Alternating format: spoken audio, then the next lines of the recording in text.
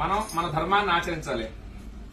అయితే మీ అందరికి జడలు వేసుకోవడం వచ్చు కదా, ఎంతమంది వేసుకున్నారు చెప్పండి, వేలతో లెక్క వేయచ్చు. పూజకు వచ్చేటప్పుడు కొంచెం పద్ధతిగా రావాలన్నమాట. పంచమాంగళ్యాలు ఉంటాయన్నమాట. ఆడవారికి జుట్టు జడ వేసుకుని పూలు పెట్టుకోవడం, బొట్టు పెట్టుకోవడం, మంగళసూత్రాలు, మెట్టెలు, నల్ల పూసలు, గాజులు ఇవన్నీ కూడా ఈసారి నుంచి పూజకు వచ్చేటప్పుడైనా జడ వేసుకొని, బొట్టు పెట్టుకొని, గాజులు వేసుకొని అలా చేస్తూ ఉండాలి. ఎందుకంటే మన ధర్మాన్ని మనం కాపాడాలి. ఇప్పుడు మీ పిల్లలకు చెప్పాలనుకోండి, మీరేం చెప్తారు? ఇప్పుడు చెప్పబోయేది ఏంటంటే, మీ పిల్లలకి ఇప్పటి నుంచే సంస్కృతి సాంప్రదాయాలు నేర్పండి. ఇప్పటి నుంచి నేర్పకపోతే తర్వాత వాళ్ళు అలవాటు పడరు. ఇప్పుడు నేను కొన్ని పూజలు చేయడానికి వెళ్ళినప్పుడు వీళ్ళు పెద్దవాళ్ళు ఇక్కడ పూజ చేస్తూ ఉంటారు, పిల్లలు బెడ్రూమ్ లోకి వెళ్ళి ఫోన్ నొక్కుంటున్నారు, టీవీ చూస్తూనే ఉంటారు.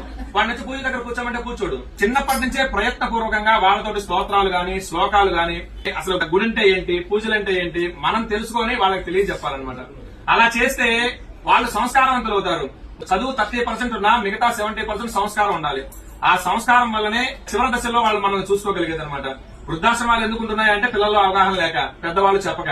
అయితే ఇతర మతాల వాళ్ళు ఆ పుస్తకాలు గాని, వాళ్ళ మతాల గురించి గాని వాళ్ళు ప్రచారం చేసుకుంటూ ఉన్నారు. కానీ ఎంతమంది ఇళ్లలో భగవద్గీత గాని, భాగవతం గాని, రామాయణం గాని, ఈ ఇతిహాసాలు గాని, పురాణాలు ఎంతమంది ఇళ్లలో ఉన్నాయి?